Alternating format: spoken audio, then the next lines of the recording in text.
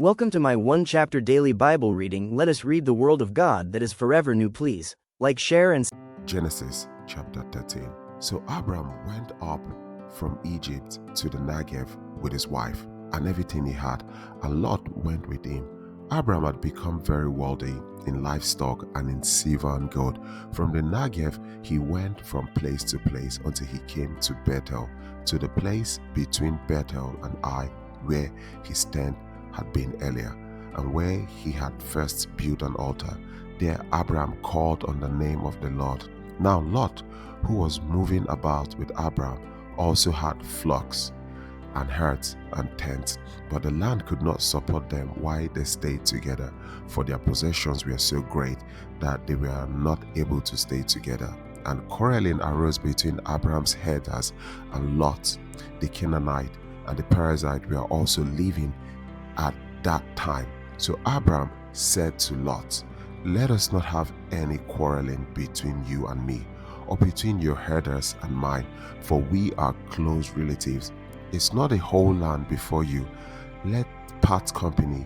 If you go to the left, I will go to the right. If you go to the right, I will go to the left." Lot looked around and saw that the whole plain of the Jordan toward Zoar was well watered, like the garden of the Lord, like the land of Egypt. This was before the Lord destroyed Sodom and Gomorrah. So Lot chose for himself the whole plain of the Jordan and set out toward the east. The two men parted company. Abram lived in the land of Canaan, while Lot lived in the cities of the plain and pitched his tents near Sodom. Now the people of Sodom were wicked and were sinning greatly against the Lord. The Lord said to Abram, "Lot had parted ways with you. Look around from where you are, to the north and south, to the east and west. All the land that you see, I will give to you and your offspring forever. I will make your offspring like the dust of the earth, so that if anyone could count the dust, then your offspring could be counted. Go, walk through the length and breadth of the land, for I am giving it to you." So Abram went to live near the great trees of Mamre at Hebron, where he pitched his tents. There he built an altar to the Lord. So guys, Genesis 13's main meaning revolves around later Abraham's generous decision to separate from his nephew Lot, a choice that paves the way for God to reaffirm his promise of the land and descendants. The chapter highlights themes of faith, oversight, peaceful conflict resolution, and the consequences of choosing worldly gain over spiritual well-being, as seen in Lot's choice to live near the wicked city of Sodom. Now, key point to look at in Genesis 13 is the conflict over resources, because after returning from Egypt, Abram and Lot were so much rich, they had livestock, that they could no longer live together, leading to conflict between their headsmen. So we could also see Abraham's peaceful resolution. Abraham shows generosity and faith by letting Lot choose where to go first. This preempts further strife and demonstrates his trust that God will provide for him. We could also see Lot's choice in this chapter. Lot chooses the fertile river Jordan's Valley, which was near the wicked city of Sodom.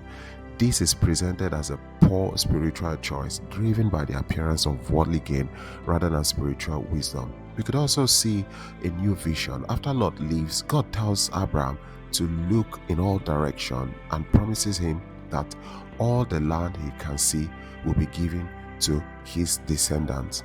Promises of descendants also can be seen because God reiterates his promises to Abraham. To Abram's descendants will be as numerous as the dust of the earth. Even though Abram and Sarah do not yet have children, this forces Abram to rely solely on God's promises and not on his own human plans, such as having an heir through Lot.